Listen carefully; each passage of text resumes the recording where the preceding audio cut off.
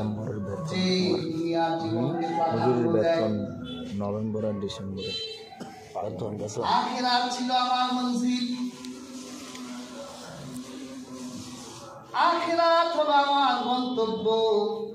আমি যদি November December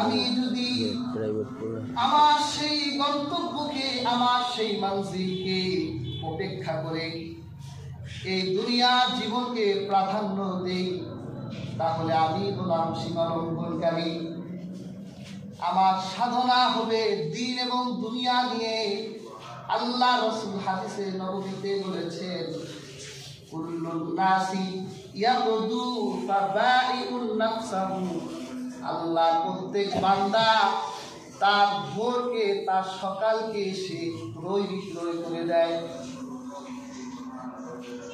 হয়তোবা সে মুক্তি প্রাপ্ত হয়ে যায়, নতুবা সে নিজেকে ধ্বংস করে দেয়। আল্লাহর হাবিব বুঝাতে চাইলেন, প্রত্যেক মুমিন যখন রজনী গভীরে ঘুমিয়ে যায় আর ভোরবেলা যখন মসজিদের মিনার থেকে মুয়াজ্জিনের আযানের ধ্বনি ওঠে, তখন আল্লাহর মুমিন বান্দা বিছানায় থাকতে পারে না, সে তার সকালকে বিক্রি করতে চায়, লাফ দিয়ে উঠে যায়। শীত যত প্রকার আকার ধারণ করুক না কেন, শীত যত প্রকট হোক না কেন, এই শীত তাকে দমায় রাখতে পারে না। ঠান্ডা পানির ভিতরে হাত দিয়ে ওযুটা করে নেয়, আল্লাহর কুদরতের পায়ে সিজদা দিয়ে আল্লাহর মুমিন বান্দা তার সকালটা আল্লাহর কাছে বিক্রি করে দেয়। এরপর সারাটা দিবস পর্যন্ত আল্লাহ পাক তাকে রহমতের ভিতর রাখেন। আর যারা দুনিয়ার জীবনকে প্রাধান্য দেয়, ঘুমাবার সময় দুনিয়া নিয়ে ঘুমিয়ে যায়, আবার যখন সে ঘুম থেকে উঠে দুনিয়া নিয়ে উঠেই ব্রাশটা করে একটু চা খায়, তারপর অফিস আদালত ব্যবসা বাণিজ্যের দিকে বের হয়ে যায়, তার গোটা দিবসটা যেন সে দুনিয়ার কাছে বিক্রি করে দিল। সাধনা শুরু হলো, দুনিয়ার সাধক দুনিয়ার দিকে, আর আখিরাতের সাধক আখিরাতের দিকে রওনা হয়ে গেল। প্রিয় হাজরিন, এই দুনিয়া একজন মুমিনের সমুচিত, এই দুনিয়া একজন মুমিনের জন্য স্থায়ী আবাস ভূমি নয়। এই দুনিয়ার চাকচক্য তাকে মোহিত করে তুলবে, দুনিয়ার সৌন্দর্য আর রূপ লাবণ্যে তাকে ডুবিয়ে রাখতে চায় এই দুনিয়া। কিন্তু একজন মুমিন সে জানে, দুনিয়ার চাকচিক্য যতই দামি হোক না কেন, দুনিয়ার সৌন্দর্য যত মোহিত করে তুলুক না কেন, দুনিয়ার এই সৌন্দর্য স্থায়ী নয়, আখিরাতের সৌন্দর্যই হলো স্থায়ী। ঠিক না? আপনি একজন নারীর প্রেমে পড়েছেন, তার সৌন্দর্য এবং লাবণ্য দেখে, এই সৌন্দর্য কিন্তু চিরদিন থাকে না, ভাটা পড়ে যায়। আল্লাহর একজন তাপসী ছিলেন মালিক ইবনে দিনার। তিনি তার জীবনের শুরু ভাগে ফাসিকি জীবন যাপন করেছিলেন। একটা স্বপ্ন তার জীবনকে পরিবর্তন করলো। এত বড় সাধক হলেন তিনি, যেখানে যেতেন মানুষকে দুনিয়া এবং আখিরাতের ভিতর কোনটি উত্তম মানুষকে বুঝাবার চেষ্টা করতেন। একদিন মালিক ইবনে দিনার ইরাকের এক বাজারে ঢুকেছে। তিনি দেখলেন বাজারে খুব দামি দামি দাস দাসী উঠেছে। এই পৃথিবীর মানুষ হলো সুন্দরের পূজারী। দেখতে পেলেন দাস দাসীদের বাজারে একটা দাসীকে নিয়ে গেলুন, বই মূল্য শুরু হয়েছে, খুব ভিড় জমেছে। মালিক ইবনে দিনার দেখলো বাজারের ভিতরে এই দাসীটাই হলো সবচেয়ে সুন্দরী, রূপবতী আর গুণবতী। মালিক ইবনে দিনার কিছুক্ষণ দাঁড়িয়ে রইলেন, দাম হাতাহাতি হচ্ছে, তার উপর কে এই দাসীকে দিতে পারে। দেখেন না, আমরা যখন কুরবানির হাতে যাই, সবচেয়ে ভালো গরুগুলো কোথায় উঠে, ওখানে সবার একটা আকর্ষণ থাকে। হযরত মালিক বিন দিনার দাসীটাকে লক্ষ্য করে বললেন, আমি তোমাকে ক্রয় করতে চাই। ওই দাসীটা তাচ্ছিল্যের একটা হাসি দিল, কারণ দাসী তো বুঝে কাস্টমার কি, আর দাম জিজ্ঞেস করে কি। আর মাথায় পাগড়ি, মুখে দাড়ি, বোঝা যায় বুজুর্গ এক হুজুর, তিনি আমাকে ক্রয় করবেন। তার পকেটের অবস্থাও তো জানা আছে, হুজুররা কয় টাকা কামায়। দাসী বলল, দেখুন, আমার মালিকের সাথে আপনি যোগাযোগ করুন। মালিক বিন দিনার সেই মালিকের কাছে গেলেন, আর গিয়ে বললেন, তোমার সবচেয়ে দামি দাসীটা আমি ক্রয় করতে চাই। মালিক বলল, আমার এই দাসীর মূল্য আপনি জানেন কত? তোমার দাসীর মূল্য যাই হোক না কেন, এটা আমার লাগবে। ঠিক আছে, আপনি এটার দাম দেন, কত দিবেন? হযরত মালিক বিন দিনার বলল, আমার পকেটে খেজুরের 2টা বিচি আছে, আমি খেজুরের এই 2টা বিচি বিনিময়ে তোমার দাসীটাকে ক্রয় করে নিতে চাই। এত লক্ষ লক্ষ টাকার দাসী, হুজুর দাম বলছে কি 2টা খেজুরের বিচি। মালিক বলল, দেখুন জনাব, মস্করা করার জন্য আমি দাসী উঠাই নাই, পথ ধরেন। মালিক বিন দিনার বলল, তোমার এই দাসীর মূল্য তো আমার কাছে খেজুরের 2টা বিচি বেশি হয়ে যায়। তুমি কি জানো, আমার কালেকশনে আমার জানা মতে এমন দাসী আছে যে দাসীরা মেষ আম্বরের বাগানে বড় হয়েছে, আর তাসনিম কূপের ঝর্ণা থেকে পানি পান করে তারা যদি পূর্ণার ধারা এই পৃথিবী বুকে দিত, পৃথিবী সুশোভিত হয়ে যেত। তোমার দুনিয়ার এই দাসী ঘুম আসলে, ঘুম থেকে উঠলে ওর মুখ থেকে গন্ধ বের হয়। যতই সুন্দর হোক না কেন, রূপের হোক না কেন, গুণের হোক না কেন, ওর মুখ থেকে গন্ধ আসে, ওর বগল থেকে গন্ধ বের হয়। তোমার এই দাসী অসুস্থ হয়ে যায়। আর আমার জানা মতে আমার কালেকশনে এমন দাসী আছে যে দাসীদের চোখ দিয়ে ময়লা ঝরে না, নাক দিয়ে ময়লা বের হয় না, মুখ দুর্গন্ধ হয় না, হাতের নখ যদি দুনিয়ার দিকে ছেড়ে দিত, রাসূলুল্লাহ বলেছেন দুনিয়া আলোকিত হয়ে যেত। আমার ওই দাসী অসুস্থ হয় না, আমার ওই দাসীর সৌন্দর্য কোনোদিন কমবে না। মালিক বলে, জনাব, এরকম দাসীও আছে নাকি? আমার দেন, যত দাম হয় চড়াও মূল্যে আমি ওই দাসী কিনে নিতে চাই। হযরত মালিক বিন দিনার বলল, শোনো, ওই দাসী পাবার জন্য চড়াও মূল্য গুনতে হয় না।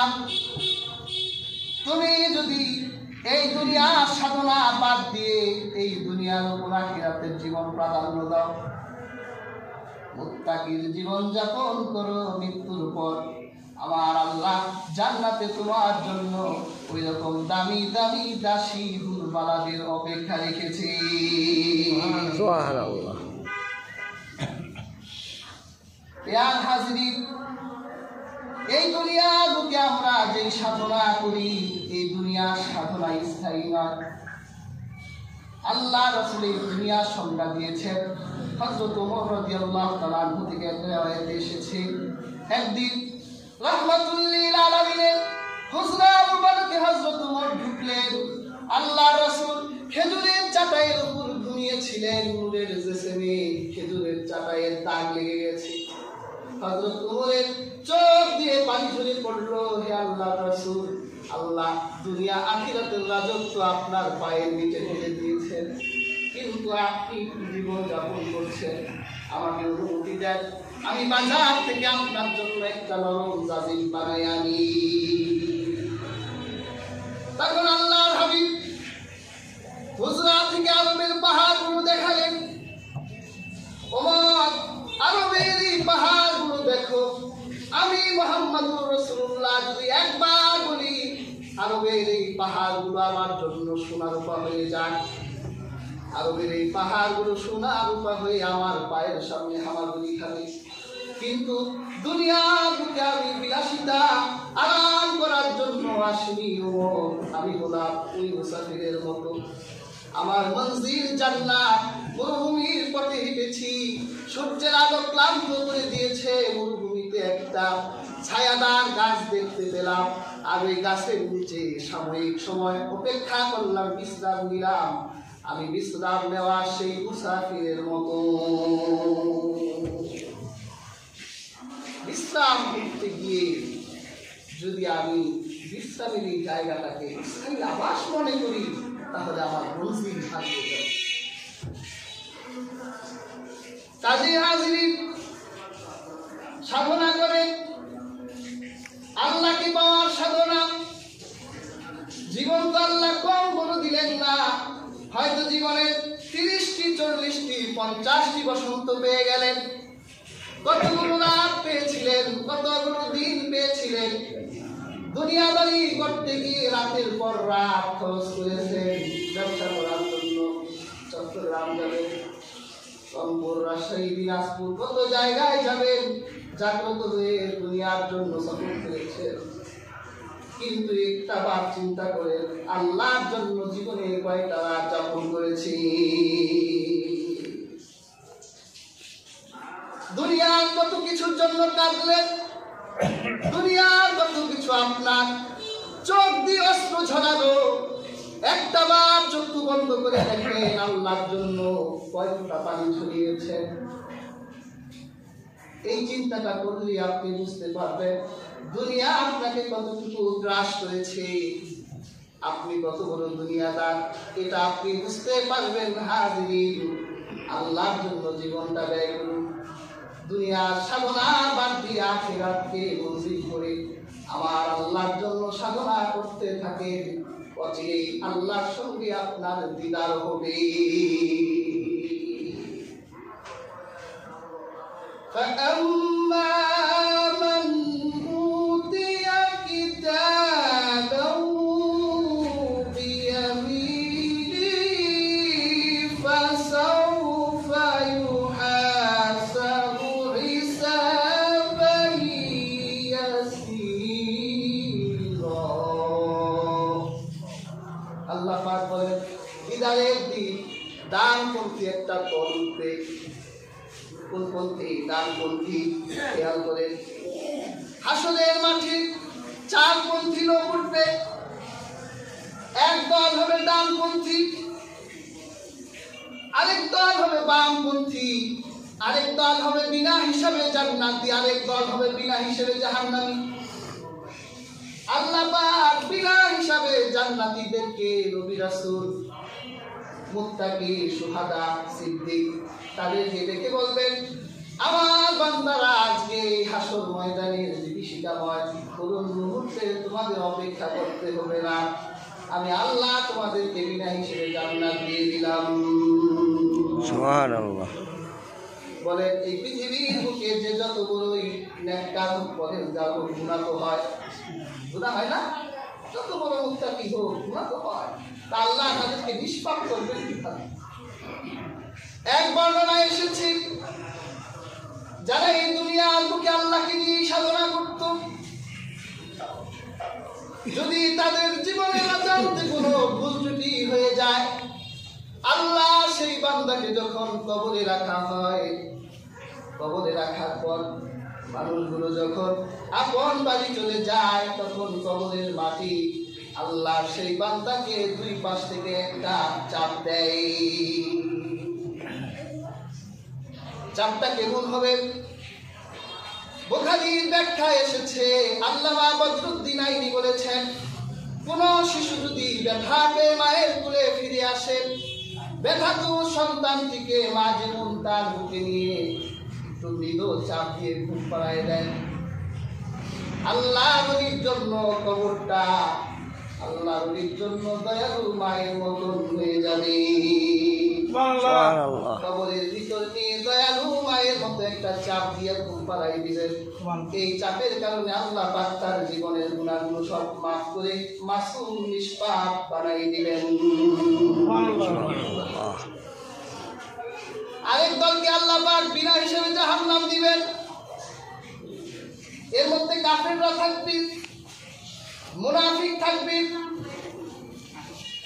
প্রশ্ন করতে পারেন, হুজুর কাফেররাও তো দুনিয়ায় ভালো কাজ করে, বড় বড় এনজিও চালায়, মানুষের জন্য কত মহৎ কাজ করে, তারা কি এর বদলা পাবে না?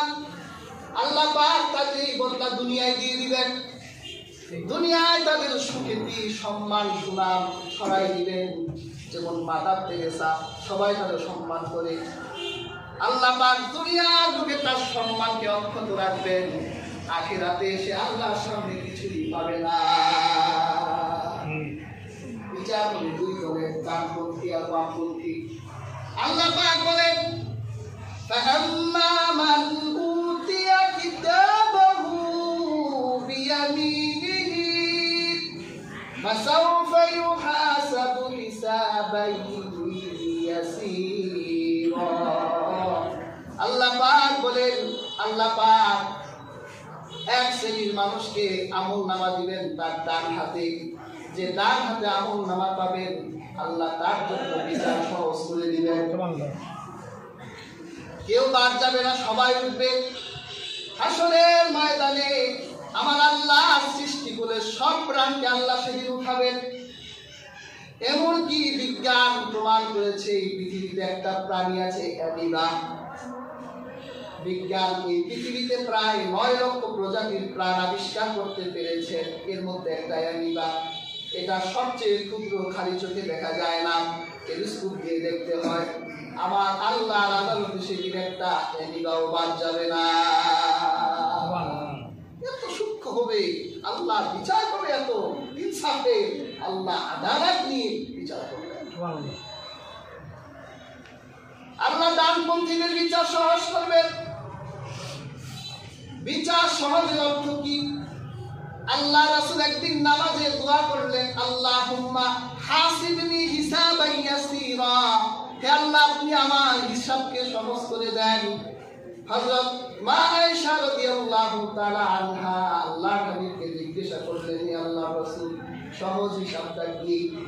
আল্লাহ রাসূল বলল, সহজ হিসাব হলো আমার আল্লাহ তার কাছে কোনো হিসাব চাইবে না। যেমন হাসর ময়দানে আল্লাহ কিছু কিছু ডানপন্থীদের ব্যাপারে এমন দয়া পরব বসবেন। হাদিসের কিতাবে এসেছে, ডানপন্থীদের হাতে যখন আমলনামা থাকবে, আল্লাহ পাক ডানপন্থীদের একটা নূরের হেজাব দিয়ে ঢেকে ফেলবেন। তারপর আমার আল্লাহ সেই বান্দাকে জিজ্ঞাসা করবেন, বান্দা, তোমার জীবনের নেক আমল, বদ আমল এবং আমার দেওয়ালি আমল, এই যে তোমার সামনে হাজির করলাম, এগুলো তোমার জীবনের নেক আমল, এগুলো তোমার জীবনের বদ আমল, আর এগুলো আমি আল্লাহ দেওয়ালি আমল। আমি আল্লাহ তোমার প্রতি তো রাজি হয়ে গেছি, এই জন্য তোমার জীবনের নেক আমলগুলোকে আমি আমার নিয়ামতের বিনিময়ে গ্রহণ করে নিলাম। সুবহানাল্লাহ। বান্দা তো বিপদে পড়ে গেছে, আয় হায় নেক তো শেষ। আল্লাহ নিয়ামত দিয়ে নেককে গ্রহণ করেছে, গুনাহ তো রয়ে গেল। আল্লাহ পাক বলবে, বান্দা, দুনিয়ার বুকে আমি আল্লাহ তোর জীবনের গুনাহ যেমন করে গোপন রেখেছিলাম, যা যা আমলের হিসাবের ভিতরে আমি আল্লাহ গোপনেই তোর জীবনের গুনাহগুলো মাফ করে দিলাম। সুবহানাল্লাহ। আল্লাহ তো নিয়ামতের হিসাব চাইলে দিতে পারবো না, কত নিয়ামত আল্লাহ দিয়েছে। একটা নিয়ামতের হিসাব দিতে গেলে সবই তো শেষ হবে। এই যে দেখেন, আল্লাহ পাক একটা জিহ্বা দিয়েছেন, জিহ্বার ভিতরে আল্লাহ কত টেস্টিং পার্ট দিয়েছেন। এই এক জিহ্বায় হাজার ধরনের খাবার খান, জিহ্বা না করে না। কোনো একটা টেস্ট দেওয়ার জন্য জিহ্বা অপারগ হয় না, এটাকে রিফায়ার করতে হয় না। আল্লাহ পাক এই জিহ্বা দিয়েছেন, জীবনের 50-70 বছর পর্যন্ত একটা জিহ্বা দিয়ে চলে গেলেন। আল্লাহ যদি কিয়ামতের দিন জিজ্ঞেস করে, বান্দা জিহ্বা দিয়েছিলাম, হিসাব দে, আপনার জীবনের সব আমল ফুরাই যাবে, কিন্তু জিহ্বার হিসাব দেওয়া যাবে না। আমরা আমলের প্রতিদান চাই না, আল্লাহর কাছে দয়া চাই। আমরা আল্লাহর দয়া চাই, দানবন্দি হতে চাই, আল্লাহর দয়া চাই। রোজ হাসরে আল্লাহ আমার করুণা বিচার, আল্লাহ করুণা বিচার। বিচার চাই না তোমার, দয়া চাহে এই গুনাহগার, আল্লাহ করুণা বিচার। বিচার যদি করবি কেন রহমান নাম নিলে, বিচার যদি করবি কেন রহমান নাম নিলে, ওই নামের গুণে তরিয়ে যাব এ জ্ঞান কেন দিলে। দিন ভিখারি বলে আমি ভিক্ষা যখন চাইব স্বামী, শূন্য হাতে ফিরিয়ে দিতে পারবে না তো, আল্লাহ করুণা বিচার। রোজ হাসরে আল্লাহ আমার করুণা বিচার। আমরা বিচার চাই না, দয়া চাই। আল্লাহ দয়া ছাড়া মুক্তি নাই, আল্লাহ দয়া ছাড়া নাজাত নাই। আমার আল্লাহ কেমন দয়া করবেন? গত জুমাতে বলেছিলাম, এক বান্দা স্ত্রীর কাছে নেক পাবে না, বান্দা সন্তানের কাছে নেক পাবে না। আল্লাহ দেখেন কিভাবে দয়া রাখেন।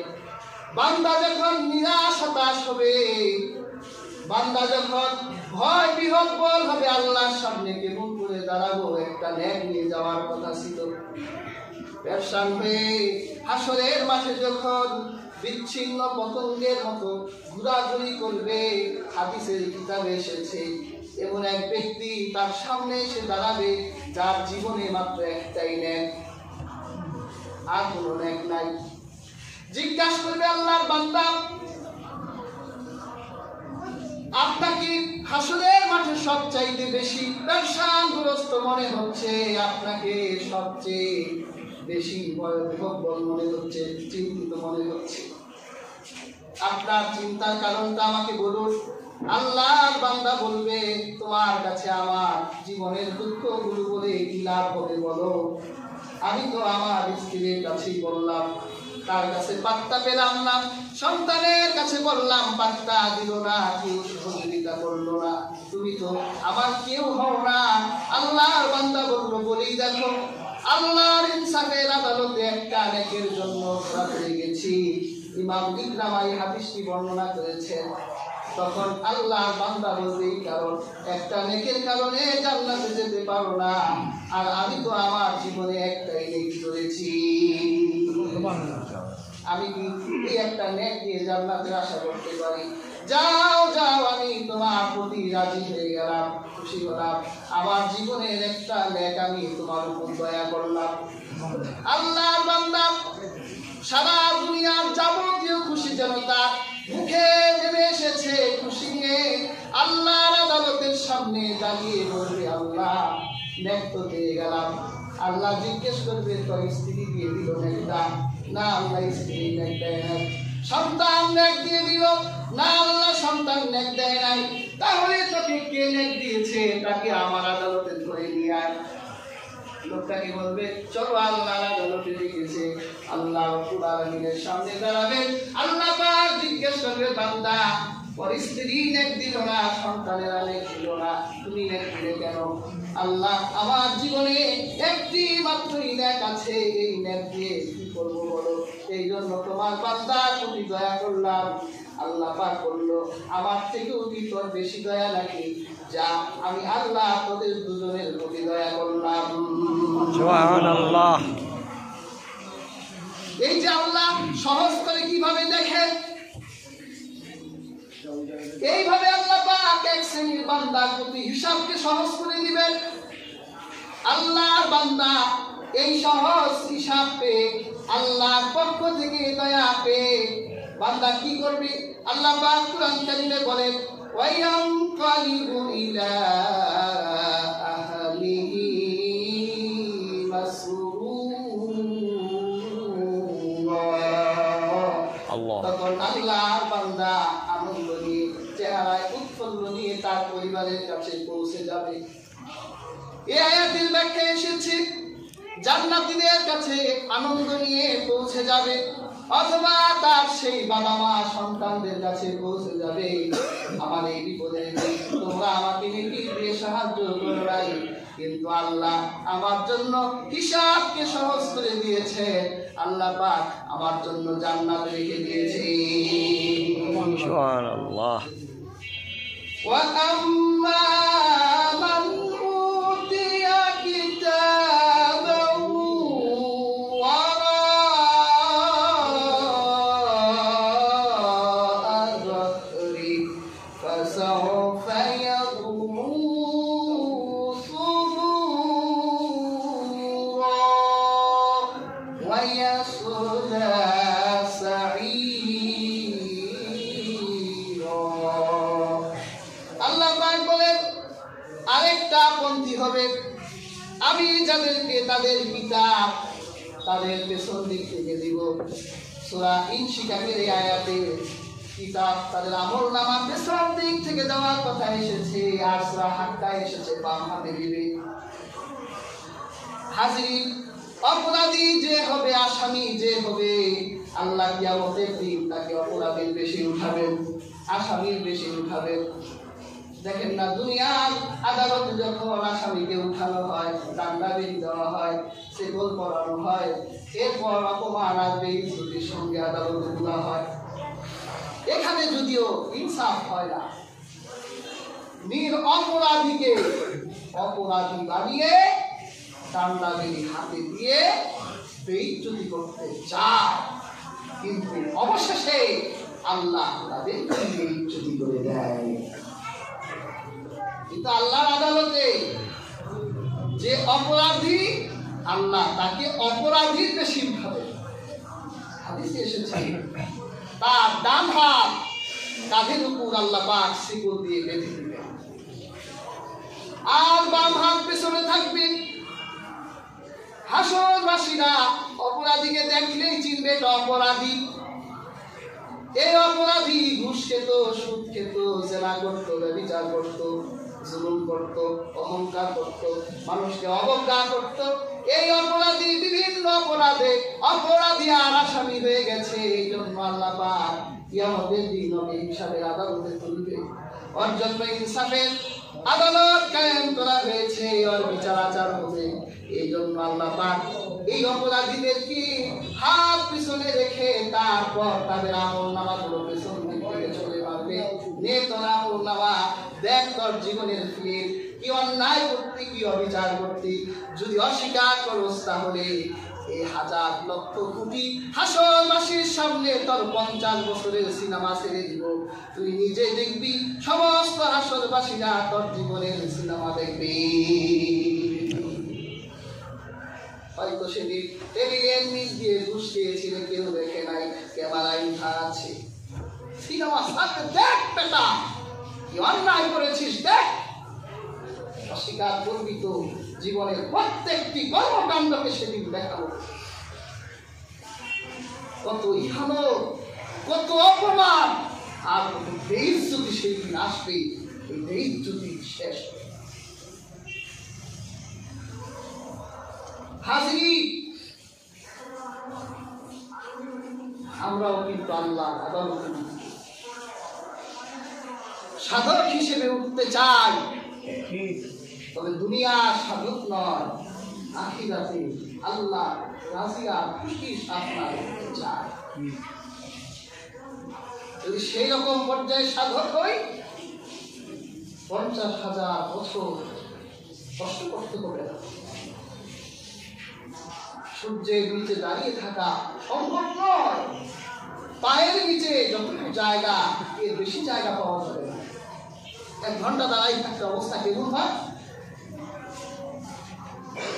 আর সেদিন 50,000 বছর পর্যন্ত একটা জায়গা অনেক বর্ণনা 40 বছর তাকিয়ে থাকবে বিচারের জন্য। হাজিরিন, আমরা হাসরের মাঠে এত কষ্ট করতে চাই না। এই দুনিয়ার পরিশ্রম করেই, এই দুনিয়ার সাধনা করেই আমরা আমাদের আখিরাতকে সাজাতে চাই। সেই জন্য পেয়ার হাজিরি, যদি ডানপন্থী হতে হয় তাহলে বামপন্থা অবলম্বন করা যাবে। পৃথিবীর সকল পাপকে আজ থেকে অবলম্বন দিয়ে দেয়। পাপ তো আসবে, নফস তো আছে, শয়তান তো আসবে, ধোঁকা তো দিবে, কিন্তু ধোঁকা খাওয়ার পর উপলব্ধিটা থাকতে হবে। হায় হায়, ধোঁকায় পড়ে গেছি। উপলব্ধি যদি থাকে, এই পাপকে সরিয়ে দেবার জন্য সাথে সাথে একটা ন্যাক করে দেবে। কিন্তু আমরা তো আমাদের পাপ এই হৃদয়ের ভিতরে এবং টাকা ধারণ করেছে, হৃদয়কে এত কালো বানিয়ে দিয়েছে যে আমরা যে এত মহা পাপের আসামি, এটা আমরা একটা বারের জন্য বিশ্বাস করতে চাই না। হযরত আদম নবী আলাইহিস সালাম, নবীরা গুনাহ করে না, একটা ভুল করছিলেন। আল্লাহ বলছিলেন লা তাকরাবা হাযিহিস শাজারা, গাছের কাছে যেও। আদম গেছিলেন, আদমের বউ গেল, আদমকে বলল আপনি খান। আদম ইস্তেহার করলো, গবেষণা করলো যে আল্লাহ পাক বলেছে গাছের কাছে যেও না। আল্লাহ তো বলে নাই যে লা তাকরাবু হাযিহিস শাজারা, এই গাছের ফল খেও না। তিনি খেলেন, সাথে সাথে উপলব্ধি আসলো, আল্লাহ তো নিষেধ ছিল। কি লজ্জা পেল, কি শরম হলো হযরত আদমের। হাদিসের কিতাবে এসেছে লজ্জা 350 বছর পর্যন্ত আকাশে থাকায় এত লজ্জা। হাদিস এসেছে চোখের পানি ছুটতে লাগলো হযরত আদম। সারা পৃথিবীর মানুষের চোখের পানি যদি এক পাল্লায় করা হয়, হযরত দাউদ নবী সমান হবে না। আর হযরত দাউদ আর গোটা পৃথিবীর মানুষের চোখের পানি এক পাল্লায় হবে। হযরত আদম নবী 350 বছরের চোখের পানি সমান হবে। কি লজ্জা পেল, কি কাঁদল। আর আমরা গুনাহ করি, গুনাহ করি, বড় বড় গুনাহ করি, হাসতে হাসতে মানুষ পিটায়া মেরে ফেলি, মনে হয় না অন্যায় করলাম। পোশাক পরলে, মাথায় টুপি পাগড়ি, পেটাবার সময় একটা বার মনে পড়ে না যে আমি একজন মুসলমান। তোমাদের খুঁজতে হয় কেন? যদি অপরাধ বোধ থাকে, যদি আল্লাহর আদালতে দাঁড়াবার ভয় থাকে, তাহলে তোমাদের খুঁজতে হয় কেন? দাঁড়িয়ে যাও, আদমের মতো তওবা নিয়ে সামনে দাঁড়িয়ে যাও যে আমরা কোন পুলিশ অন্যায় করেছি। তোমাদের খুঁজতে হয়। অন্যায় করো, ভুল করো, মনে হয় না অপরাধ করেছ, ইচ্ছা হয় না, অপমান হয় না, একটু শরম হয় না। হৃদয়টা এমন কালো হয়ে গেছে, এই হৃদয় চোখে আঘাত করে এক ফোঁটা পানিও ছড়ায় না। আল্লাহ আদম কাঁদলেন, লজ্জা পেলেন, আকাশে তাকালেন। এমন কঠিন হয়ে গেছি আমরা, এমন দুনিয়াদার হয়েছি আমরা, পাপ পাপ মনে হয় না। কাজেই আজকের আলোচিত আয়াত থেকে মেসেজ দিয়ে আল্লাহর সামনে দাঁড়াতে হবে, সেদিনের আদালত হবে ইনসাফের আদালত। নয় ছয় করা হবে না, হেরফের করা হবে না, যা পাবে তাই দেওয়া হবে, দেখাই দেওয়া হবে। যাত্রা পরিমাণ নেয় এটার প্রতিদান দাও, যাত্রা পরিমাণ গুনাহ এটার প্রতিদান দাও। কাজেই হাজরিন, চলুন দুনিয়ার পাপগুলো অব্যাহতিতে শয়তান আসবে, কিন্তু আমরা শয়তানের এই পদাঙ্ক থেকে সতর্ক থাকতে হবে। অন্যায় হয়ে গেলে তওবা করে আমরা আমাদের জীবন থেকে আমলগুলো হাতিয়ার করতে থাকবো। এভাবেই আমরা আখিরাতকে প্রাধান্য দিয়ে আখিরাতের সাধক হতে পারি। আল্লাহ তাআলা